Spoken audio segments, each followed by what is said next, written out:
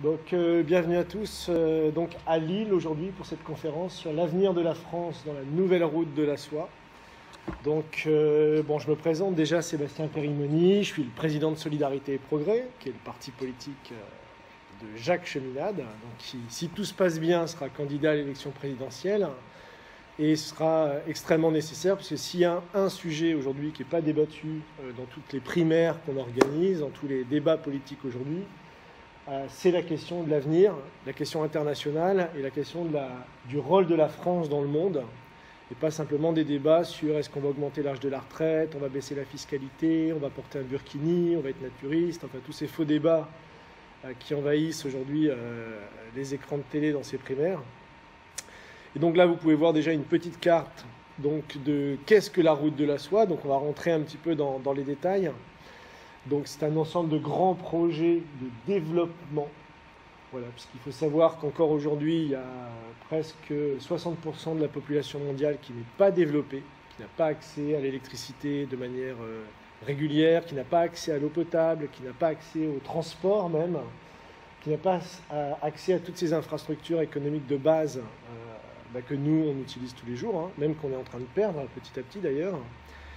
Et pour bien comprendre la route de la soie, il faut bien voir qu'il faut s'inscrire dans un contexte très long, très très long. C'est plus de 50 ans de combats qui ont été menés par les pays du Sud en particulier pour avoir accès au développement. Et on est encore loin. Donc je voulais présenter rapidement, avant de rentrer dans la route de la soie aujourd'hui, et qu'est-ce que c'est en donnant des exemples concrets, l'histoire de cette bataille pour le développement du monde. Alors ça avait commencé dans les années 70, il faut savoir que ce qu'on appelle la mondialisation financière, qui a tant porté ses fruits, qu'on connaît la politique du FMI, de la Banque mondiale, les plans d'ajustement structurel, qui ont imposé depuis 40 ans une politique de non-développement infrastructurel au niveau mondial, a vraiment été mise en place après les 30 Glorieuses, c'est-à-dire après la reconstruction d'après-guerre, où l'Europe s'est redéveloppée, il y a eu le plan Marshall, tout le monde connaît, qui a permis à l'Europe de se développer, de se reconstruire, aux États-Unis de devenir la première puissance économique mondiale sur l'élan de ce qu'avait fait Franklin Delano Roosevelt. Et tout ça a commencé à partir en vrille, si on peut dire, quand le confort au niveau occidental, les 30 Glorieuses, le plein emploi, tout ça était présent, et que les financiers en ont profité pour redéréguler le système financier. Donc ça a commencé en 71, donc avec la fin, ce qu'on appelle la fin des accords de Bretton Woods.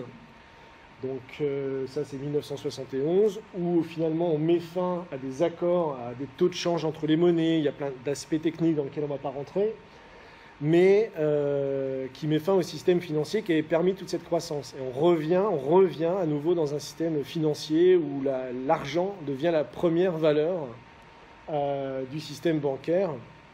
Et donc, toute une politique va se remettre en place entre guillemets, de recolonisation, puisqu'il faut savoir qu'il y a quand même eu en Afrique toutes les indépendances qui ont eu lieu dans les années 60, donc des pays qui, sur l'initiative de grands leaders, ont essayé de prendre leur indépendance et de se développer, mais ça a très vite été compliqué. Donc on pourra revenir en détail là-dessus. Et donc, dès les années 70, il y a une bataille qui s'engage avec quelqu'un qui s'appelle Lyndon LaRouche, donc un économiste américain qui est très polémique, qui est l'ami de Jacques Cheminade depuis pas mal d'années, et qui a lancé, justement pour contrer cette politique, une nouvelle politique impérialiste et monétaire qui avait été mise en place par le FMI et la Banque mondiale, qui proposait à l'époque, dès 1975, donc la création d'une banque internationale de développement, qui donc avait pour but justement de mettre en place une sorte de plan Marshall à l'échelle internationale pour réaliser ce qui avait été fait aux États-Unis sous Roosevelt et en France, si je prends l'exemple de la France, dans les 30 Glorieuses.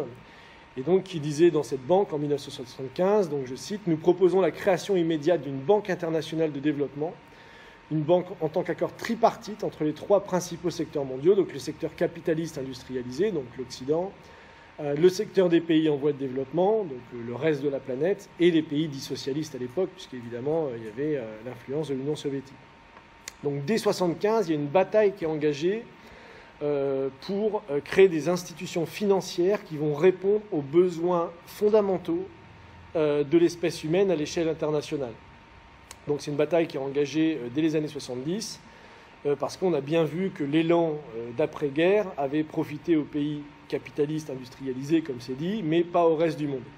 Va se créer une conférence, un mouvement qu'on appelle les pays non alignés, donc qui représente à l'époque 85 pays et 2 milliards d'êtres humains, et donc qui organisent leur grand sommet, donc là c'est le 5e sommet des pays non alignés, qui a lieu au Sri Lanka en 1976, et qui vont reprendre explicitement la proposition de Larouche pour une banque internationale de développement pour avoir un système parallèle au système occidental, c'est-à-dire le système du monopole du dollar, pour avoir eux-mêmes leurs propres outils de développement économique et infrastructurel. Donc ça, c'est la liste des participants que vous pouvez voir, hein, c'est 85 pays. Donc je ne vous fais pas la liste, c'est tous les pays les plus pauvres du monde, il y a évidemment tous les pays d'Afrique, l'Afghanistan, les Barbades, vous pouvez regarder, l'Indonésie, la Tanzanie, le Soudan, enfin bref. Tous les pays qui ont besoin de se développer et qui n'ont aucun outil pour cela. Et donc dans cette conférence en 1976, va être proposé quelque chose de révolutionnaire. Là, je vous lis la déclaration du Premier ministre du Sri Lanka lors de cette conférence. Donc les pays en développement sont systématiquement privés de la valeur réelle de leur production par les aléas du marché international et les manipulations de la finance internationale. Les pays développés ont façonné le système financier international en fonction de leurs intérêts. Devrions-nous, dans les pays en voie de développement, soutenir un tel système ? Un domaine de grande promesse serait la création d'une banque commerciale, une banque pour le tiers-monde, la banque de l'Asie, de l'Afrique et de l'Amérique latine. Donc ça, c'est très important à garder en tête.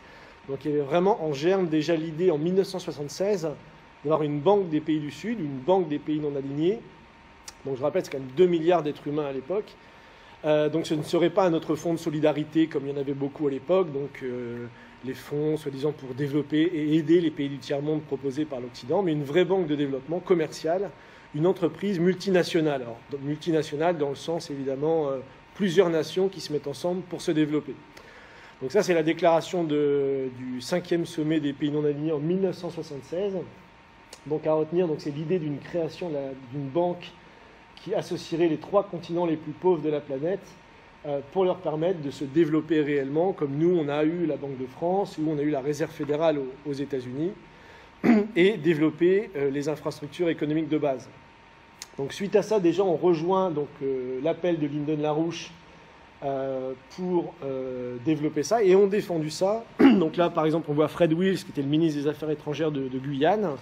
Donc ça également, c'est en 1976, donc devant les Nations Unies. Donc le FMI et le système monétaire de Bretton Woods doivent céder le pas à d'autres structures comme des banques internationales de développement. Donc il y a la proposition. Et lui, on a travaillé avec lui. Donc le problème paralysant de la dette, puisque c'est le sujet fondamental, et d'une urgence particulière, les pays en voie de développement ne peuvent se permettre de déroger à leurs demandes fondamentales formulées à Colombo, dont on parlait précédemment, demandant des mesures d'annulation, de rééchelonnement et de déclaration d'un moratoire. Nous ne pouvons pas nous permettre d'hypothéquer l'avenir des générations à naître à l'égard des obligations de remboursement de capitaux lourds et d'un écrasement du service de la dette, donc les intérêts.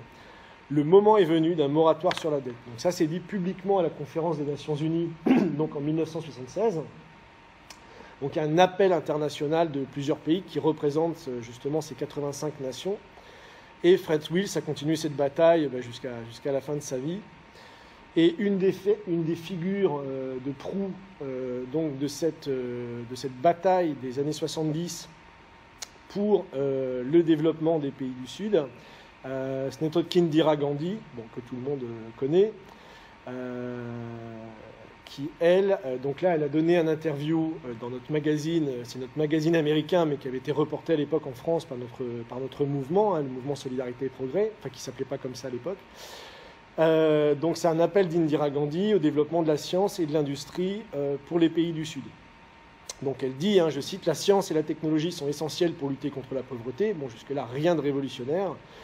Il est ridicule de dire que vous pouvez résoudre des problèmes ruraux sans science et sans industrie. Vous ne pouvez tout simplement pas. Elles se complètent. Donc ça, c'était en 1978, dans un appel qu'elle avait fait dans notre magazine anglais. Et en 1980, elle a fait un second appel, justement, avec l'organisation de M. Larouche et de Jacques Cheminade, disant « L'Inde est un pays en voie de développement, mais le développement a été plutôt inégal. Il est évident que là où il y a de l'industrie, il est beaucoup plus facile pour cette région de se développer et pour que les gens aient plus d'emplois. Nous avons progressé, nous devons encourager les investissements pour accroître la production, construire le système de distribution des produits essentiels. Nous devons reprendre les programmes spéciaux pour les couches les plus pauvres et les plus faibles de la population.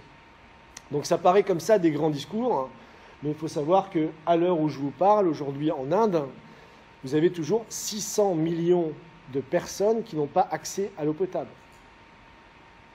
C'est-à-dire que vous avez des gens, vous avez un taux de mortalité infantile qui est extrêmement élevé à cause de l'hygiène, évidemment. Bon, ça, en Afrique, évidemment, pareil.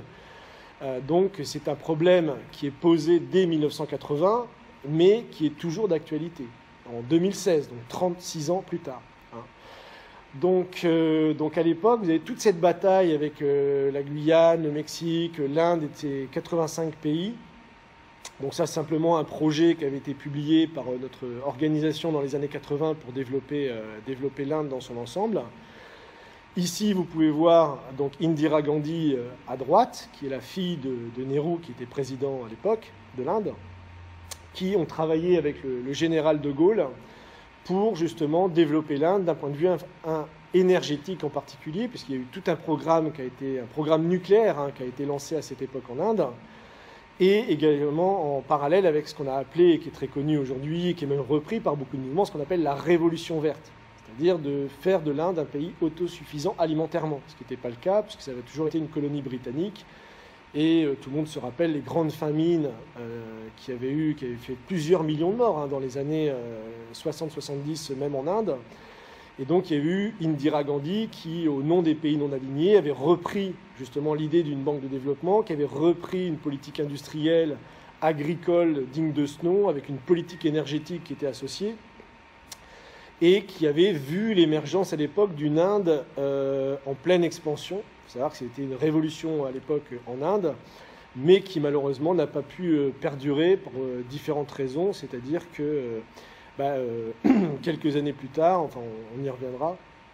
Alors à l'époque, notre organisation également proposait tout un programme d'industrialisation de l'Afrique. Donc ça c'est un dossier de 1980 qui s'appelle l'industrialisation de l'Afrique. Donc ça fait 300 pages. Donc c'est tout un ensemble de projets d'infrastructures qui a été proposé pour le continent africain. Donc on voit ici la carte avec différents projets, la revitalisation du lac Tchad, on y reviendra.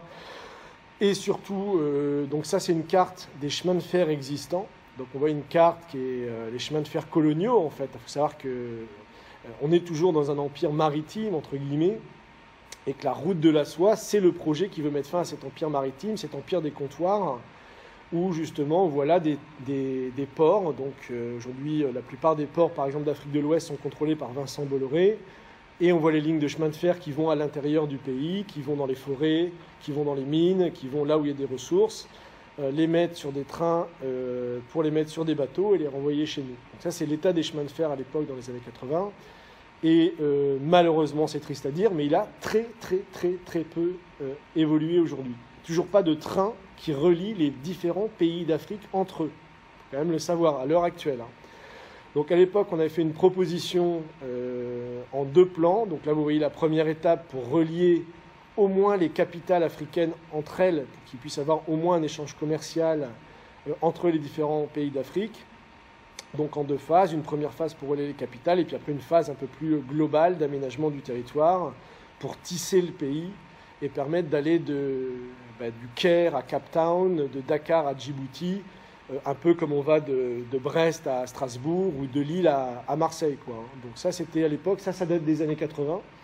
Donc ça, c'était une proposition qui avait été faite par notre organisation et qui avait été soutenue d'ailleurs par beaucoup de gens, dont des gens comme Thomas Sankara, qui fut assassiné un peu plus tard, qui avait lui appelé également, il a fait un célèbre discours, donc, qui est très connu pour avoir appelé à l'annulation de la dette, donc toujours la même guerre contre cet empire financier, Donc l'annulation de la dette qui lui a valu de se faire assassiner par les gens autour de Mitterrand, pour ne pas dire Mitterrand lui-même, parce qu'on ne voulait pas du tout de politique, de changer le régime. Donc ça, on voit qu'il y a eu tout un mouvement dans les années 80, 70-80. Donc là, on voit c'est Lyndon LaRouche qui est invité en Inde pour faire une conférence justement sur cette nouvelle politique qui pourrait justement développer les pays du Sud. Donc ça, c'est au Congrès indien. Donc évidemment, à l'époque, Indira Gandhi est au pouvoir, il faut le savoir, elle se bat pour ça. Elle se bat sur la scène internationale pour avoir des grands projets d'infrastructure et mettre fin à la misère dans son pays. Là, on voit López Portillo en bas à droite, que vous pouvez voir qui est le président du Mexique, également à l'époque, qui rejoint la proposition de Lyndon LaRouche et d'Helga Tsepp-LaRouche, qui est la femme de Lyndon LaRouche, qui, elle, se bat également au niveau international pour ces projets-là. Et un projet, donc c'est l'opération Juárez, donc qui est un projet de développement de l'ensemble de l'Amérique latine. On va y revenir après. Donc vous voyez un petit peu toute la bataille qui est menée à l'époque par ces chefs d'État. Donc on voit là López Portillo, qui est le président du Mexique, qui va devant les Nations Unies, un peu comme Fred Wills en 1976, et qui lance un appel vibrant, que je vous cite. Donc la préoccupation constante et les occupations du Mexique sur la scène internationale sur la transition vers un nouvel ordre économique. Il est impératif que le nouvel ordre économique international établisse un lien entre le refinancement du développement des pays qui subissent la fuite des capitaux et les capitaux qui ont déjà fui. Ne continuons pas dans ce cercle vicieux. Ce pourrait être le début d'un nouvel âge des ténèbres médiévales sans possibilité de renaissance. Nous ne pouvons pas échouer. Ce n'est pas le seul patrimoine de la civilisation qui est en jeu, mais aussi la survie même de nos enfants, des générations futures et de l'espèce humaine. Donc un discours très polémique à l'époque, parce qu'il faut bien voir que ça paraît comme ça théorique, mais au Mexique, la pauvreté était énorme à l'époque, dans toute l'Amérique latine, en Afrique, en Inde, partout, c'est des millions, des milliards de gens, comme on disait, 2 milliards de personnes qui sont concentrées dans ces pays-là et qui n'ont strictement accès à rien. Donc on voit bien la bataille dès les années 75 qui a été lancée par Lyndon LaRouche pour la création de cette banque de développement internationale pour faire ce que justement l'Occident impérialiste via ses FMI, ses banques mondiales ne fait pas.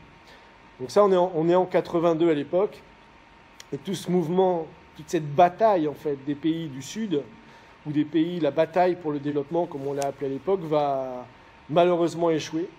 Donc, donc là, on voit Indira Gandhi au 7e sommet des pays non alignés. Donc ça, c'est en 1983. Donc où elle relance un appel international pour un nouvel ordre économique et financier international. Et dans lequel elle dira « Les yeux du monde sont tournés vers nous. Décidons ici d'inaugurer un nouvel ordre économique international, d'appeler à une conférence internationale sur l'argent et les finances pour le développement. » Donc elle reprend cette idée d'une conférence internationale pour changer le système financier. Et comme vous le voyez sur la photo d'en bas, malheureusement, elle sera assassinée donc, un an plus tard, donc le 31 octobre 1984, et juste avant de mourir, quelques jours avant, elle dit « Si je meurs aujourd'hui, chaque goutte de mon sang fortifiera la nation ». Donc elle était consciente qu'elle allait se faire assassiner. Malheureusement, je pense qu'en Europe, on a du mal à le saisir, mais la plupart des dirigeants, si on prend en Afrique Lumumba, savaient qu'il allait mourir, Sankara savait qu'il allait mourir, beaucoup savaient qu'ils allaient mourir à l'époque en prenant ce genre de position. C'est là où on voit que ce n'est pas une bataille théorique, c'est-à-dire que c'est vraiment une bataille d'opposition à un système impérialiste qui organise le non-développement. Donc les gens qui prennent position comme ça sur la scène internationale et qui sont des chefs d'État risquent leur vie. Donc c'est vraiment comme ça qu'ils le vivent d'ailleurs. Et donc, elle se fera assassiner. Donc, ça mettra fin à un relatif développement de l'Inde. Bon, au moment où elle était présidente, elle l'a été 2 fois. Il y a eu une période d'interruption parce qu'évidemment, quand elle était présidente, tout était déstabilisé. Et donc, voilà. Donc, elle se fait assassiner en 1984. Et malheureusement, ça met fin, entre guillemets, à l'espérance qui était née dans le monde, parce que l'Inde était quand même un grand pays. Et donc ça met fin à la dernière, on pourrait dire, dernière grande résistance du mouvement des pays non alignés pour le développement. Donc à partir de là, va suivre une période de pillage, alors systématique, des pays du Sud. Donc l'Inde en premier lieu, l'Afrique en second lieu, l'Amérique latine en second lieu. On a installé partout des dictatures. Il faut savoir que l'Amérique latine, ça a été une série de coups d'État dans les années 70 et 80. En Afrique, pareil, série d'assassinats et de coups d'État dans les années 70-80. Pareil en Inde. Donc on a vraiment affaire à une bataille qui est sanglante. Donc là, on est en 84, et à l'époque, il n'y a plus personne qui défend ces idées, ou du moins plus personne, je dirais, d'une stature capable à faire évoluer les choses.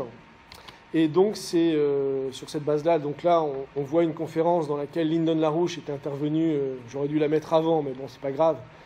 En 83, il était intervenu devant les responsables de Thaïlande pour proposer justement la création d'un autoroute maritime, ce qu'on appelle le canal de Kra, qui aurait permis de développer la Thaïlande, qui est un pays encore aujourd'hui extrêmement, je dirais, pauvre, et qui est un petit peu le bordel du monde, comme je le dis, c'est-à-dire où les riches Européens vont s'envoyer en l'air en toute impunité, malheureusement, profitant de la pauvreté qui règne pour abuser sexuellement, malheureusement, de millions de femmes et même d'enfants qui se prostituent pour survivre en 2016. Donc à l'époque, il y avait toute une politique de développement pour, on le voit, c'est une conférence sur le développement du Pacifique et de l'océan Indien, donc où LaRouche avait proposé justement d'établir une autoroute maritime à travers l'isthme de Thaïlande. Donc il dit devrait être considéré non seulement comme un développement important de l'infrastructure économique de base, tant pour la Thaïlande que pour les pays coopérants de la région, donc toute cette région du monde. Ce canal doit également être considéré comme un élément clé autour duquel sera construit un développement sain et équilibré de l'infrastructure de base nécessaire d'une manière plus générale. Donc évidemment, rien n'a été fait depuis, avec les conséquences que je décrivais un peu plus tôt. Donc on voit bien que non seulement il y a une misère qui est imposée par les politiques financières internationales et aujourd'hui qui est utilisée à des fins, je dirais, de dégénérescence culturelle qu'on voit partout. Donc, qui va reprendre le flambeau de cette bataille des pays non alignés? Donc, c'est la femme de Lyndon LaRouche, qui s'appelle Madame Helga Tsep-LaRouche. Donc, ça, c'est en 84. Donc, elle mène la bataille sur le front international. Et Jacques Cheminade mène la bataille en Europe, en France en particulier. Donc, elle va créer un institut qui s'appelle l'Institut Schiller, donc en 1984. Qui va être justement pour continuer la bataille d'Indira Gandhi, continuer la bataille des pays non alignés. D'ailleurs, il faut savoir que Helga Tsep-LaRouche et son mari ont rencontré à 2 reprises Indira Gandhi, ils ont travaillé ensemble sur ces projets-là. Et donc, dans la déclaration de la création de l'Institut Schiller, donc, il est déclaré « Nous, donc les représentants des peuples du monde, déclarons solennellement que tous les êtres humains sur cette planète ont des droits inaliénables qui leur garantissent la vie, la liberté, des conditions matérielles dignes de l'homme et le droit de se développer pleinement, toutes les potentialités de leur intellect et de leur âme. Par conséquent, un changement dans l'ordre monétaire et économique actuel est nécessaire et urgent pour établir la justice parmi les peuples du monde. » Donc voilà, c'est sur cette base-là qu'a été créé l'Institut Schiller. Et tout le combat de l'Institut Schiller, c'est justement de faire vivre cet ensemble de grands projets d'infrastructures, ces ensembles de grands projets de développement qui pouvaient être mis en place à l'époque, qui ont échoué malheureusement, et la création d'un nouvel ordre économique et monétaire international plus juste. Donc ça, c'est un moment important. Donc là, on voit, suite à la création de l'Institut Schiller, toute une série de conférences qui vont être menées à l'échelle internationale, avec justement des propositions concrètes pour développer toutes les régions du monde, évidemment en se basant sur les travaux qui ont déjà été faits dans les années 60, 70, 80, mais en les mettant à jour avec les technologies modernes. Donc là, c'est un rapport qui a été publié en 86, donc 2 ans plus tard pour le développement de l'Amérique latine. Vous verrez, c'est très important, je ne rentre pas dans les détails, mais on va y revenir un peu plus tard. Donc ça, c'est 1986, projet pour l'Amérique latine. Ça, c'est tout le projet qu'a défendu Jacques Cheminade, justement, et Madame LaRouche. Donc entre 1989, c'est-à-dire le moment où il y a la chute du mur de Berlin, et 1992. Donc on appelait ça le triangle productif, qui était un projet, justement, pour, à partir du mur était tombé, de tendre la main vers la Russie, tendre la main vers l'Est, et entre Paris, Berlin et Vienne, de créer, justement, Paris, Berlin et Vienne étaient les 3 endroits les plus industrialisés du monde, en fait, à l'époque, avec évidemment les États-Unis de l'autre côté, mais qui auraient pu être les moteurs pour, justement, amener le développement économique, technologique, scientifique, non seulement chez nous, puisqu'il y avait beaucoup à faire, c'était le début de la création de l'Europe, qui a été un échec total. Et ensuite, on le voit sur la carte du bas, s'étendre, coopérer avec la Russie, la Chine, l'Inde et l'Afrique au sud. Donc ça, c'est des projets qui ont été développés dans les années 89, 80, jusqu'en 92. le triangle productif, on a appelé ça, et après, donc on voit ici, alors là, ça c'est une étape très importante, puisque en 1995, Jacques Cheminade était candidat à l'élection présidentielle en France, et donc il déclare sa candidature dans son journal Nouvelle Solidarité, qui existe toujours, auquel je vous invite à vous abonner si ce n'est pas fait. Donc il déclare sa candidature à l'élection présidentielle de 1995, justement. Et le sujet majeur de sa campagne, c'est de dire le système financier et monétaire international est mort, il va exploser. Le monde tel qu'il fonctionne d'un point de vue économique ne peut pas marcher.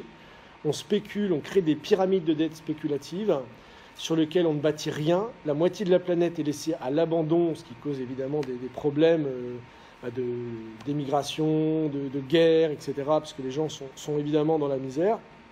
Mais chose très intéressante, c'est que dans le journal où il annonce sa candidature, vous pouvez voir un encadré, donc en haut à droite, où c'est marqué « La nouvelle route de la soie, l'Eurasie au XXIe siècle ».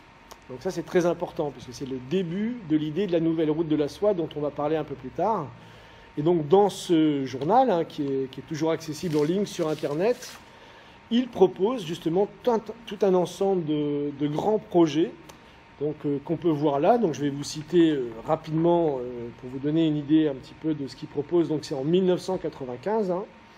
Donc il y a un grand projet pour les États-Unis qui s'appelle le projet NAWAPA, qui est un projet tout simplement pour aménager sur l'ensemble du territoire américain, c'est-à-dire Amérique du Nord et Amérique du Sud, tout ce qui est la gestion de l'eau. Il faut savoir qu'il y a des quantités d'eau astronomiques dans l'Alaska et qu'on a aujourd'hui encore toujours des sécheresses un peu partout. Et donc ça, c'est un projet d'aménagement de l'eau avec des barrages hydroélectriques, etc., pour l'ensemble des États-Unis et de l'Amérique latine. Donc il propose aussi toute une politique de chemin de fer pour les États-Unis, qui était déjà à l'abandon. C'est-à-dire que les États-Unis, aujourd'hui, tout se fait en avion, il n'y a pas de ligne de chemin de fer qui traverse le pays, ou alors c'est très compliqué, où il faut des jours et des jours. Donc la création du second canal de Panama, qui propose à l'époque, qui est aujourd'hui opérationnel, qui est en cours de finition, qui est même déjà fini, je crois d'ailleurs. Des projets hydrauliques en Amérique latine et des projets ferroviaires. Donc tout un ensemble de projets pour l'Afrique, donc un réseau ferroviaire continental pour l'Afrique, un plan Oasis pour le Proche et Moyen-Orient, justement pour régler le problème des sécheresses et de l'eau, un développement du bassin du Congo. Vous savez qu'aujourd'hui le bassin du Congo est l'endroit le plus horrible du monde. C'est là où il y a quand même au Congo 6 millions de morts dans la guerre au Congo, où il y a un pillage systématique des ressources. Donc à l'époque, s'il y avait eu du développement, je pense qu'on aurait mis fin à ces guerres. Ce n'est pas encore le cas aujourd'hui. Et après, justement, tous les corridors de développement vers la Russie, la Chine et l'Inde, donc qui est le début de l'idée de la nouvelle route de la soie. Et évidemment, tout un ensemble, puisqu'il est candidat à la présidence. Il parle du canal de Kra en Thaïlande, d'un programme pour l'Inde, etc. Enfin, tout un ensemble de projets extrêmement détaillés, donc où l'idée de la nouvelle route de la soie commence à émerger en tant que vrai projet concret, avec vraiment une expertise sur ce qui peut être fait pour sortir les gens de la misère. Alors ça, c'est une carte plutôt marrante qu'on a retrouvée, qui est dans le dossier de la nouvelle route de la soie, dont je montrais l'image tout à l'heure. Donc c'est une carte de 1890. Donc il parle déjà de tout un ensemble de développer les pays, l'Afrique, des chemins de fer, des réseaux d'eau potable, tout ça, etc. Donc c'est pas une idée nouvelle. Donc il y avait déjà, des gens se battaient déjà à l'époque pour ça, puisque le développement, quelque part, c'est humain.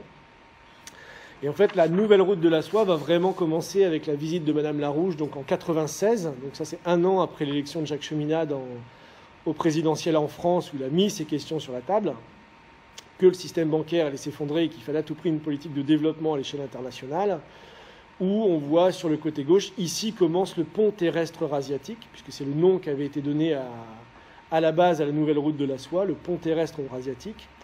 Donc c'est Madame Larouche, donc, qui est en Chine et qui pose la première pierre. Donc on voit une stèle qui a été posée, interviewée par la télé de l'époque en disant « ça y est, maintenant on va se développer, il faut lancer cette politique et la Chine peut jouer un rôle majeur ». Donc ça c'est 96. Donc vous voyez un petit peu, donc évidemment ça a pris du temps.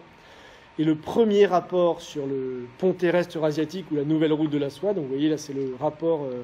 le pont terrestre eurasiatique, la nouvelle route de la soie, locomotive pour le développement économique mondial. Donc ça, le premier rapport est publié en 1997, donc avec l'ensemble des projets beaucoup plus détaillés dans leur structure, remis à jour avec les technologies modernes, etc.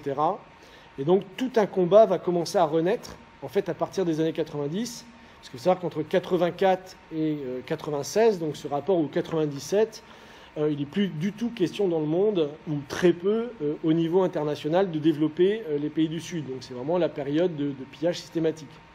Donc commence à réémerger toute une série de conférences. Donc là, j'ai pas tout mis, il y en a partout dans le monde, hein, autour de Madame Larouche et de Cheminade. Donc là, c'est un exemple en Afrique, c'est une conférence qui a eu lieu à Khartoum, donc au Soudan, en 2001 par exemple, hein. Donc avec l'Institut éthiopien pour la paix et le développement, etc. Donc il y a toute une série de conférences qui vont émerger à travers le monde pour redéfendre cette politique de nouvelle route de la soie, cette politique de pont terrestre mondial. Donc ça, c'est au Soudan, il y en a eu dans les pays des Émirats arabes unis, il a commencé à en avoir en Chine, en Inde, un peu partout. Et l'idée a commencé petit à petit à faire son chemin. Donc là, c'est la rencontre, vous voyez, de M. Larouche et de Mme Larouche, donc, qui sont invités par le président de l'Inde de l'époque. Donc c'est le président indien en 2001, donc, qui s'appelle Koshril Raman Narayanan. Donc ça, c'est 2001. Donc là, cette idée commence à toucher les cercles politiques les plus importants, à toucher des dirigeants qui remettent cette question du développement sur la table. Donc c'est, disons, une bataille qui renaît petit à petit de ses cendres, entre guillemets, pour mettre fin à ce système injuste et développer le monde réellement, infrastructurellement parlant et, je dirais, humainement et moralement parlant. Donc là, on commence petit à petit avec le mouvement de Cheminade, de Larouche, à réavoir une influence au niveau des dirigeants internationaux. Puisqu'il faut savoir quand même que Cheminade, après sa campagne de 95, est laminé par le système, c'est-à-dire on le met en faillite, on saisit ses comptes de campagne, on le fait disparaître de la carte médiatique. Il n'existe plus politiquement en France. Hein, donc, et vous comprenez pourquoi, de par le travail qu'il propose au niveau international. Ce n'est pas qu'une question française. Hein. Donc, et Lyndon LaRouche, il faut savoir, lui-même sera mis en prison entre 1986 et 1994. Période justement où toute cette bataille ne peut pas avancer du fait que les plus grands défenseurs de ces politiques-là sont soit assassinés, soit mis en prison, parce que Larouche sera mis en prison 2 ans après l'assassinat d'Indira Gandhi. Hein. Pour des raisons politiques, hein, c'était sous le régime de Bush père. Donc, et c'était pas par rapport à la bataille qu'il mène au niveau international, qui avait à l'époque un certain succès. Larouche dirigeait une branche du Parti démocrate, il a commencé à remporter des élections aux États-Unis, les gens commençaient à vouloir changer de politique, et donc il y a eu toute une bataille qui a été menée contre lui, et un peu comme Cheminade en 95, on a utilisé des arguments totalement fallacieux pour rejeter ses comptes de campagne. À l'époque, c'était Roland Dumas qui était le président du Conseil constitutionnel. Donc on a utilisé des arguments fallacieux pour mettre en banqueroute notre organisation. Il faut savoir que l'organisation française de Jacques Cheminade est tombée en faillite en 1995 après sa campagne. Et aux États-Unis, on avait déjà mis fin à cette organisation depuis déjà 1986. Donc c'était vraiment une bataille politique. Et pour prendre l'exemple de la France, à l'époque, on a reproché à Cheminade d'avoir fait des prêts sans intérêt, considérés comme des dons, donc ça dépassait le plafond, donc on a annulé ses comptes de campagne, on lui a réclamé 1 million de francs, ce qu'il ne pouvait pas rembourser, et donc voilà, on a mis fin à son parti comme ça. On pourra rentrer dans les détails si vous voulez après, mais pour des choses complètement fallacieuses. Donc on voit que le combat repart à partir d'un certain moment, et va être pris également en Amérique latine par des nouvelles générations de leaders, en fait. Parce qu'il faut savoir que toute la génération des années 70-80 a été exterminée. Donc il faut des gens courageux. On a mis des dictatures en Amérique latine, on a mis des dictatures en Afrique, partout. Et là où l'espoir va renaître... Alors attendez, parce que là ça coupe. Là où l'espoir va renaître, c'est en Amérique latine d'abord avec Néstor Kirchner qui va être président d'Argentine justement à l'époque et qui va reprendre à son compte ce combat pour un nouvel ordre économique international. Donc là je vous fais sa citation. Donc ça c'est en 2006, donc également devant les Nations Unies.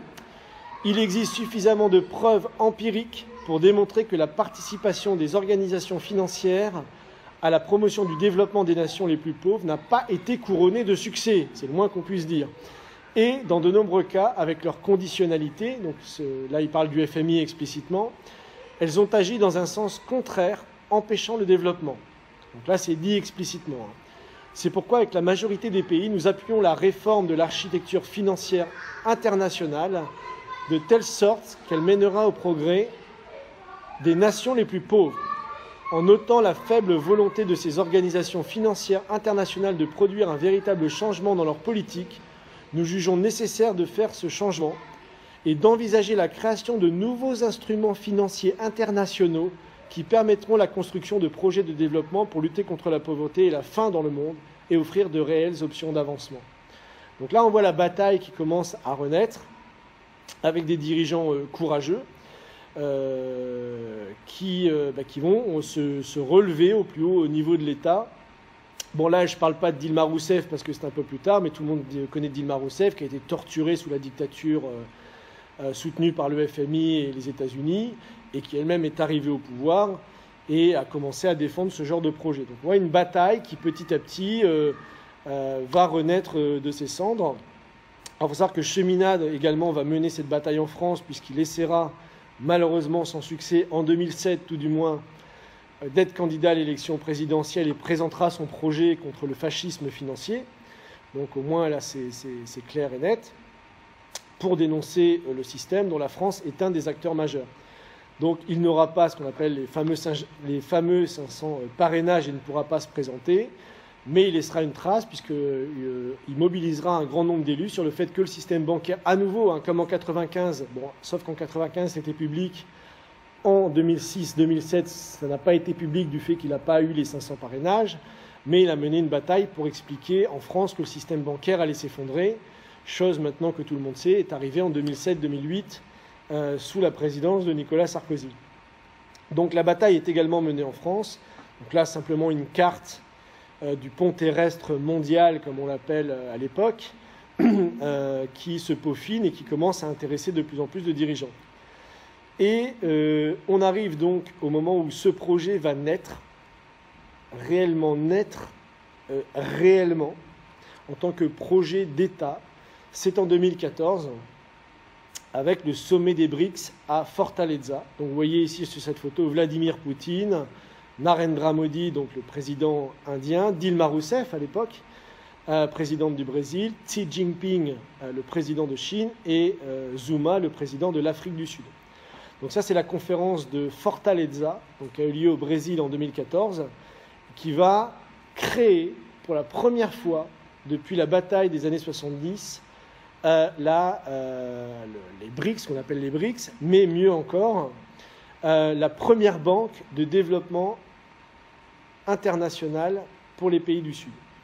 Donc là, j'ai les statuts, je vais vous en lire une partie. Les BRICS, ainsi que les autres pays en voie de développement, économie émergente, continuent d'être confrontés à des contraintes de financement significatives lorsqu'ils cherchent à résoudre des problèmes d'infrastructure et des besoins en développement durable. Ayant ceci à l'esprit, nous avons le plaisir d'annoncer la signature d'un accord établissant la nouvelle banque de développement, NBD, ayant pour objectif de mobiliser les ressources pour l'infrastructure et les projets de développement durable, tant dans les pays membres des BRICS que dans les autres pays émergents et en voie de développement. Nous apprécions le travail entrepris par nos ministres des Finances, reposant sur des principes bancaires sains.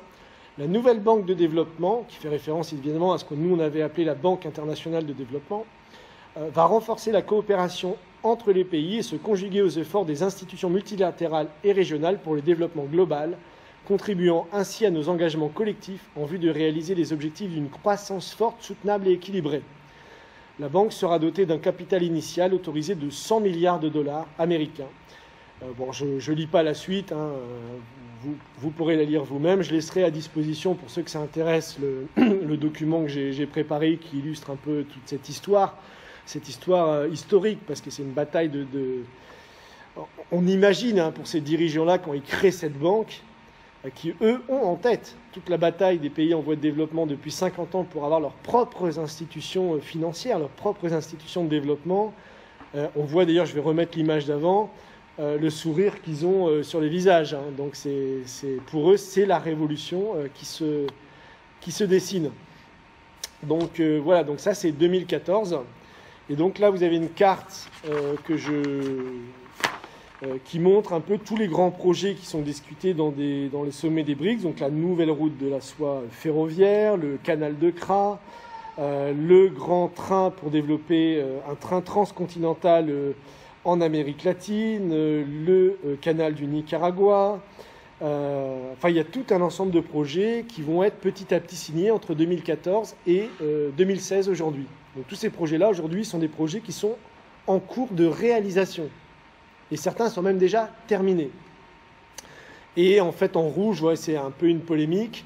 En rouge, c'est marqué « Grand projet, nous renonçons, ils bâtissent ». Et donc, vous avez toute une carte, dont vous pouvez regarder par vous-même, hein, tout un ensemble de projets que l'Europe devait faire. Il y avait 30 projets européens qu'on devait faire en construisant l'Europe, bâtir l'Europe, blablabla, qui n'ont jamais été faits. Aujourd'hui, il n'y a toujours pas de train à grande vitesse qui traverse l'Europe, par exemple. C'est très compliqué. Tous les projets en Afrique qu'on devait faire, qu'on n'a jamais fait, et tous les projets qu'eux construisent. Donc ça, c'est une carte qui montre un petit peu je dirais, les deux dynamiques qui ont lieu actuellement dans le monde, c'est-à-dire les BRICS et une politique de développement, et nous, une politique de destruction même de nos infrastructures.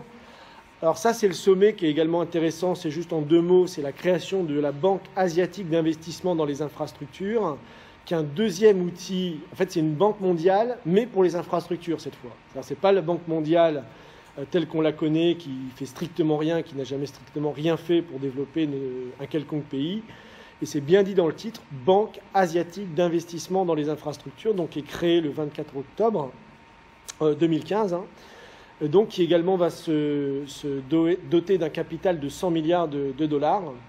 Et en fait, ce qui est très intéressant dans cette banque, c'est qu'à la base, il n'y avait qu'un petit nombre de pays. Il y avait 21 États membres fondateurs. Donc, vous pouvez les lire, hein, Bangladesh, Cambodge, Chine, Népal, Philippines et tous ces pays pauvres. Hein.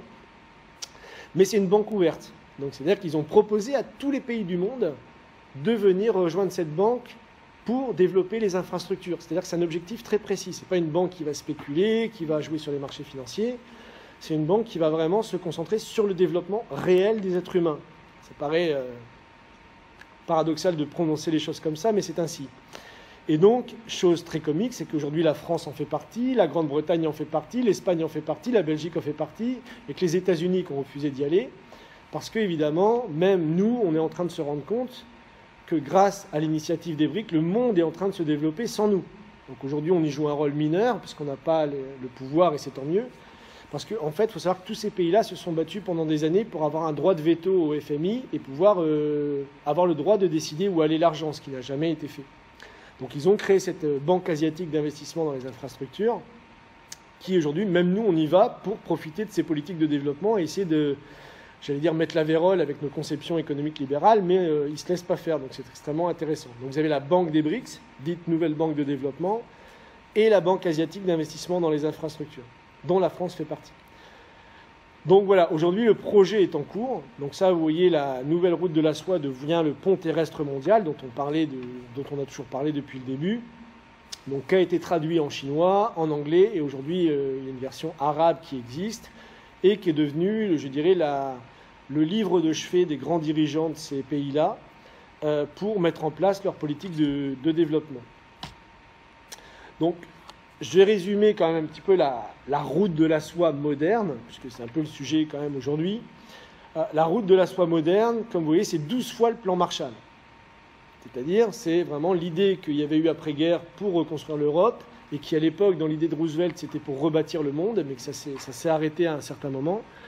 Là, l'idée, c'est de faire pareil au niveau international. Donc, c'est 12 fois les fonds du plan Marshall, avec 5 corridors principaux, donc un qui va de la Chine au Kazakhstan via la Russie et l'Europe. C'est-à-dire qu'aujourd'hui, il y a 39 trains ou bateaux qui arrivent, surtout trains par cette route-là qui arrive en Europe aujourd'hui. Mais il y a encore des choses à faire, mais c'est aujourd'hui un corridor qui existe. On a des trains qui arrivent de Chine à Duisbourg en Allemagne, et pour la petite anecdote, il y a un train avec écrit en gros la route de la soie débarque en France, à Lyon, qui est arrivé à Lyon au mois de juillet de cette année.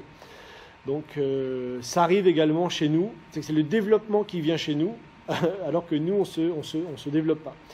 Donc il y a un autre corridor qui est entre la Chine, la Mongolie et la Russie, un troisième entre la Chine et le Pakistan, un quatrième entre le Bangladesh, la Chine, l'Inde et la Birmanie, et ensuite de la Chine vers ce qu'on appelle les pays de l'Indochine, le Vietnam, le Cambodge, le Laos et la Thaïlande, dont on parlait plus tôt avec le canal de Kra. Donc ça, c'est des projets qui sont en cours de réalisation. Et pour vous donner un exemple un peu concret, la Chine vient de bâtir ces 3 dernières années 100 nouveaux aéroports chez elle et dans le monde, 20 000 km de chemin de fer à grande vitesse, et elle va en construire 50 000 d'ici à 2020. 38 projets de chemin de fer en cours dans 26 pays dans le monde. 40 projets liés à l'énergie, donc pipeline, de gaz, de pétrole, etc., dans 19 pays, dont le nucléaire. Il faut savoir que même la Chine aujourd'hui développe nucléaire en Grande-Bretagne, où elle participe avec la France au projet Hinkley Point, comme on dit, et des barrages hydroélectriques qu'elle construit en Angola, au Brésil, au Népal, au Pakistan, en Argentine. Donc c'est un des pays où les gens ont enfin accès à de l'eau potable. Donc, grâce à ces institutions, aujourd'hui, la Chine et ces fonds-là sont engagés dans presque 1000 projets à travers le monde. Et c'est 2300 milliards de dollars qui aujourd'hui sont investis dans des projets de développement infrastructurel à moyen et long terme dans le monde. Donc c'est gigantesque. Donc voilà, et les échanges commerciaux avec le reste du monde de la Chine et des BRICS ont augmenté de 2300 milliards en 3 ans. Donc c'est vraiment une explosion de développement qui a lieu actuellement. Donc ça, c'est pour vous donner une idée de l'ampleur de ce qui se passe autour de nous et dont on ne parle absolument pas du tout aujourd'hui dans les débats en France. Donc il y a, voilà. Donc pour finir, donc, je vais juste parler de 2 projets qui sont en cours de réalisation. Un, c'est le chemin de fer transcontinental, ou comme on l'appelle là-bas, le chemin de fer bi-océanique, parce qu'il relie 2 océans, qui a lieu, qui est en train d'être lancé, et pour laquelle Madame Laroux justement était invitée donc à la conférence qui a eu lieu au Pérou. Là, c'était le 19 et le 20 novembre de cette année à Lima, et donc où elle a pu présenter le concept de la nouvelle route de la soie pour faire face à l'effondrement du système financier mondial. Et je vais vous montrer la petite vidéo qui va avec, pour vous donner un sens de l'optimisme qui règne actuellement dans ces pays-là. Donc c'est une petite vidéo, ça, qui a été faite pour l'occasion, pour annoncer la conférence avec Madame Larouche et justement les grands projets qui vont être lancés par les BRICS, le Brésil en tête de liste, en Amérique latine.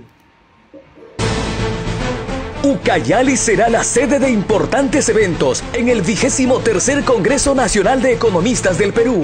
Del 16 al 19 de noviembre, ven y participa de las actividades del Congreso con el tema principal, Tren Bioceánico Perú-Brasil y su impacto en las economías de los departamentos del norte y oriente peruano. 16 y 17 de noviembre, ponencias de invitados nacionales e internacionales. 18 de noviembre, sesión descentralizada de la Comisión de Transportes del Congreso de la República.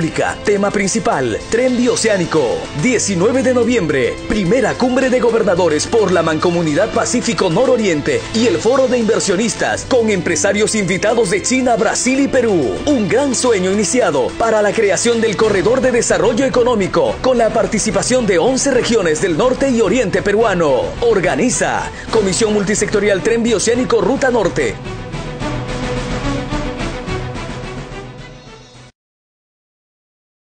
Donc ça, c'était le 20 novembre, hein, donc c'était vraiment il y a quelques jours, enfin il y a 2 semaines maintenant, où justement on a pu intervenir là-bas pour développer. Alors je vous montre simplement le projet. Donc voilà, ça c'est le projet réel.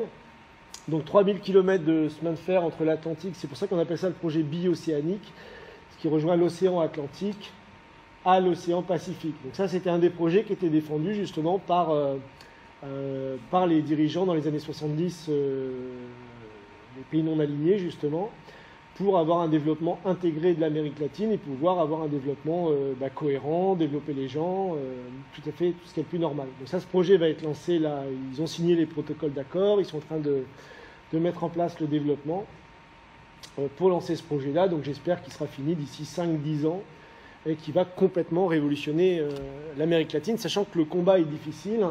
Parce que, comme vous le savez peut-être, Dilma Rousseff a été destituée sous la pression des milieux financiers de Wall Street, en particulier de la City de Londres, qui ont fait un coup d'État, on ne peut pas appeler ça autrement, hein, pour la destituer au Brésil. Et Cristina Kirchner également a été destituée en Argentine. Enfin, elle n'a pas été destituée, elle a perdu l'élection, mais bon, milieux financiers ont beaucoup joué là-dedans, puisque le nouveau président qui a pris la place est un agent de Wall Street, lui explicitement. Donc on voit que ces pays-là, ces dirigeants-là, aujourd'hui d'ailleurs comme à l'époque, alors aujourd'hui ils ne sont pas assassinés, enfin, pour l'instant, mais Dilma Rousseff ou Christina Kirchner, qui ont été les deux à lancer la dynamique des BRICS, particulièrement Dilma Rousseff en 2014, donc comme je le disais avec la conférence dont j'ai parlé plus tôt, sont des gens qui ont eu beaucoup de problèmes politiques depuis.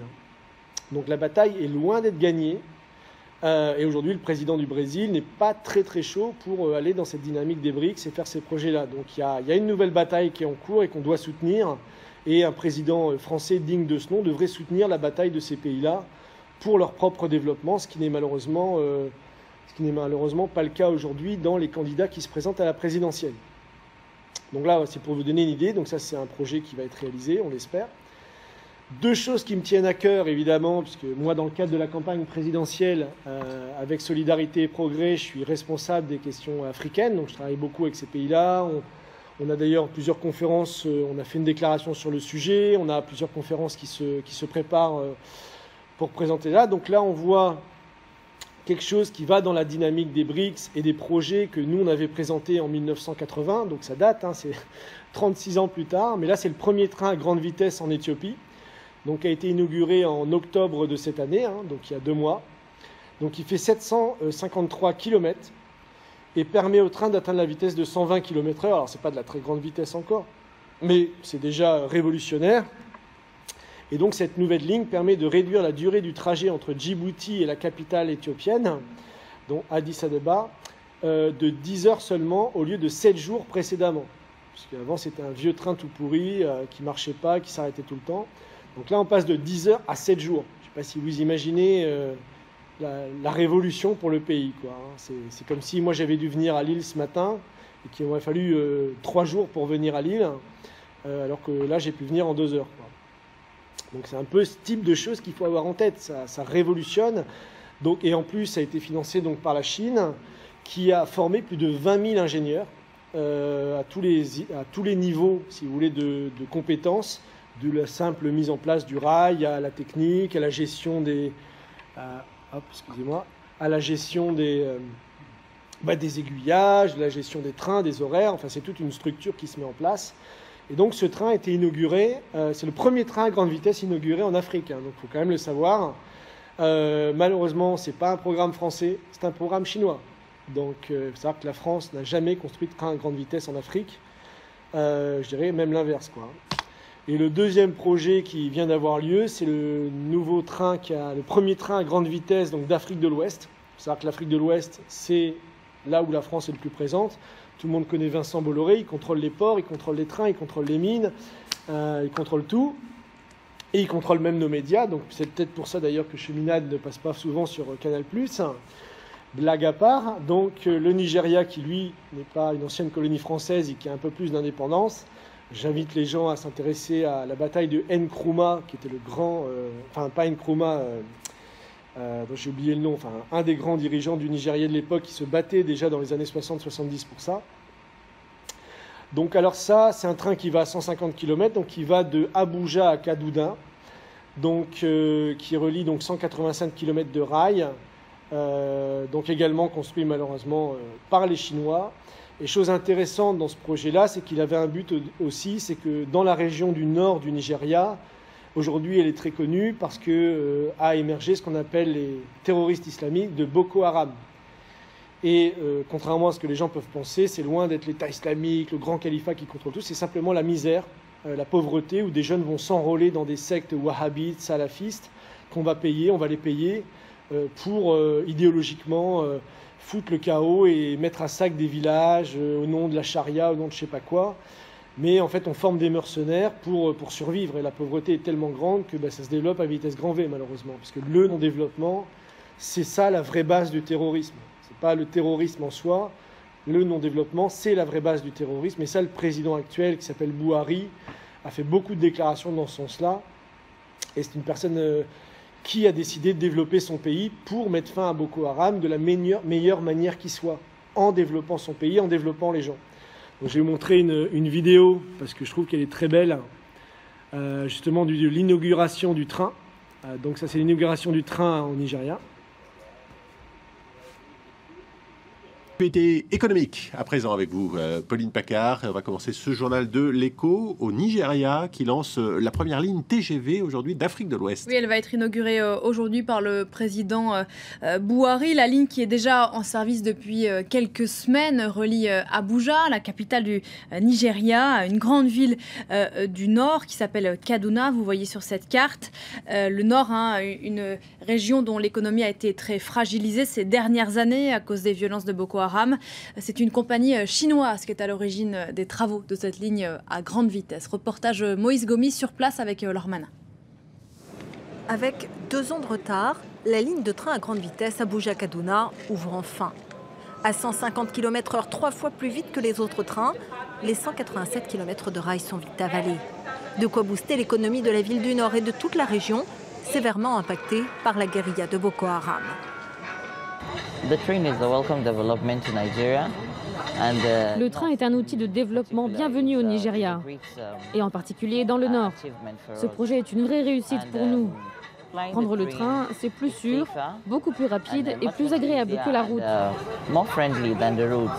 Pour en arriver là, il a fallu 5 ans de travaux et un prêt de 849 millions de dollars de la China Exim Bank. Mais les autorités nigérianes pensent rentabiliser leur investissement rapidement et même ouvrir de nouvelles lignes ferroviaires. C'est fantastique et ce n'est que le début. Bien sûr, vous connaissez l'histoire du train, c'est l'un des projets prioritaires du président.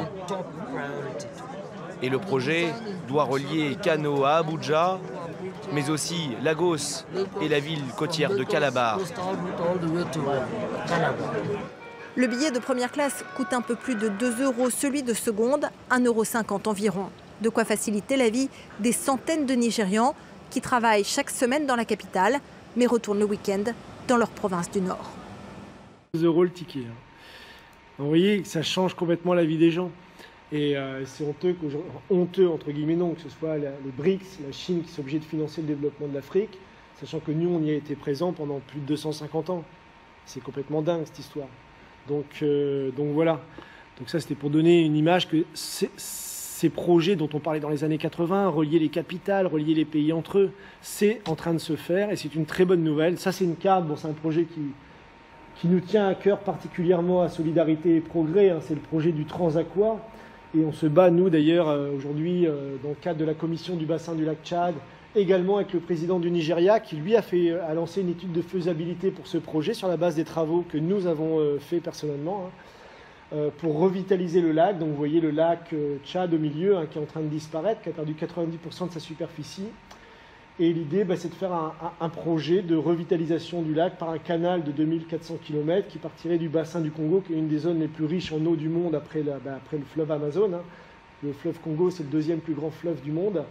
Et en faisant un canal de 2400 km pour revitaliser le lac, développer une zone de développement agro-industriel dans toute cette région Niger, Tchad, Nigeria. C'est là où il y a le non-développement et la secte Boko Haram qui est utilisée à des fins géopolitiques, malheureusement, la plupart du temps. Et donc ce projet, c'est un projet magnifique. Et on voit une ligne là, en rouge, vous pouvez voir, entre Lagos et Mombasa. Donc là, on parle d'une autoroute transcontinentale, mais évidemment, le projet, c'est d'avoir une ligne de chemin de fer qui relie ces pays-là entre eux dans les plus brefs délais, quoi. Donc voilà. Donc ça, c'était pour vous donner une image. Alors, la France, puisque c'est quand même le titre qu'on avait voulu donner à cette conférence, la France dans la nouvelle route de la soie. Donc voilà, ça c'est le projet pour l'Europe. Alors ça reprend un peu l'idée au moment de la construction de l'Europe, puisqu'à la base les fondateurs de l'Europe voulaient une Europe du développement. Ils ne voulaient pas une Europe financière, des lobbies, des cartels, etc. Ils voulaient une Europe de développement sur la base de grands projets industriels. Bon, il y a eu la CECA qui était connue entre De Gaulle et Adenauer. Il y avait une idée d'échange culturel qui était beaucoup plus grande. Aujourd'hui, il faut voir, même les projets culturels Erasmus, on a coupé les budgets. Et donc ça, c'est le rôle que pourrait jouer la France dans la route de la soie, justement. C'est tout un ensemble de projets d'infrastructures. Donc là, bon, c'est surtout des chemins de fer, des réseaux d'eau potable. Et aujourd'hui, c'est la Chine qui a poussé à la création on voit là qui va jusqu'à Lyon, le trait rouge qui va jusqu'à Lyon. où le train est arrivé là en juillet, donc le train qui arrive de Chine directement jusqu'à Lyon, qui historiquement était la ville de la soie. Donc ça, c'est aujourd'hui opérationnel, mais on voit que aujourd'hui, pour traverser l'Europe, ne serait-ce que même qu'en train, c'est tout à fait impossible. Il faut changer 8 fois de train. Enfin bref, c'est complètement fou. Donc ça veut dire que la France pourrait jouer un rôle dans cette politique, de se connecter à l'Eurasie, à la Russie, à la Chine. Donc il y a plein de choses à faire en fait. Ce n'est pas les projets qui manquent, et ce n'est pas en supprimant les fonctionnaires, en réduisant la fiscalité des entreprises, en allongeant l'âge de la retraite qu'on va relancer l'économie française. Donc voilà aujourd'hui ce qui se passe dans le monde. Cette route de la soie, elle est en plein développement, elle existe, elle est réelle, après une bataille de ce que j'ai essayé de montrer rapidement là, en 2-3 temps quelque part. Il y aurait beaucoup plus à dire, mais c'est une bataille qui existe quand même depuis les années 70, donc ça fait 40 ans de bataille pour que les peuples sortent enfin de la misère. Juste pour donner un chiffre, la Chine a sorti 600 millions de personnes de l'extrême pauvreté en 10 ans. Donc on peut évidemment critiquer certains aspects de sa politique, mais là ça avance à ce niveau-là. Et donc voilà, donc ça c'est la carte de la route de la soie, donc on peut voir, et qui doit être la politique de la France, c'est-à-dire se connecter au monde et mettre fin à, allez, on va résumer, 40 ans d'absurdité économique, 40 ans de folie financière, 40 ans de construction européenne complètement à côté de la plaque par rapport au reste du monde. Donc là on a une opportunité historique. C'est-à-dire qu'on a les BRICS, on a ces banques qui veulent développer le monde, et la France aujourd'hui est appelée par tous ces pays-là. L'Afrique appelle la France à participer à ces grands projets et quelque part de faire notre mea culpa, toute la politique qu'on a menée et qu'on mène encore malheureusement en Afrique et ailleurs, et lancer cette politique de développement enfin que les pays du Sud attendent depuis 40 ans et même beaucoup plus.